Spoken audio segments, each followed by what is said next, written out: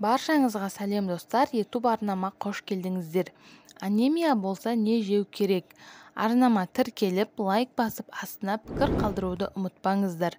Бұл мен үшін өте маңызды. Қалыпты жағдайда гемоглобин деңгейі ер адамдарда 130-160, әйелдерде 120-140, ал жүкті әйелдерде 110 гемоглобин литрден жоғары болады.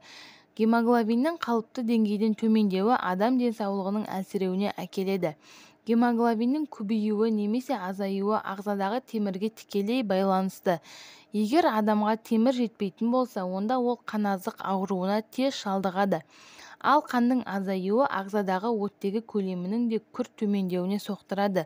Гемоглобин неліктен төмендейді?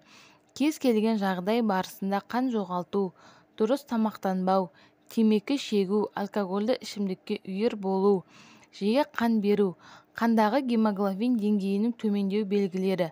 Адам тез шаршайды, түрі бозарады, терісі жиі құрғайды, жиі бас ауруына шалдығады, ұйқысыздық. Гемоглобин деңгейін көтеру үшін келесі тағам түрлерін жеген пайдалы: сиыр еті қосылған қарақұмық ботқасы, жаңғақ, қызыл алма, анар немесе анар шырыны, шабдалы, шикі сәбіз, қызылша шырыны, халуа, мейіз не жаңғақ қосылған бал, аскорбин қышқылы.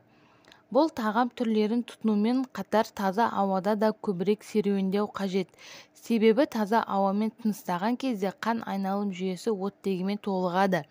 Сондай-ақ бұл уақытта келесі тағамдардан бас тарта тұрған абзал: сүт өнімдері, кофе, шай, құрма, газды сусындар. Достар, видео пайдалы болса, менің YouTube арнама тіркеліп, лайк басып, астына пікір қалдыруды ұмытпаңыздар. Алда бұдан да қызықты әрі пайдалы видеолар болады. Қазақша контенттің дамуына өз үлестеріңізді қосыңыздар.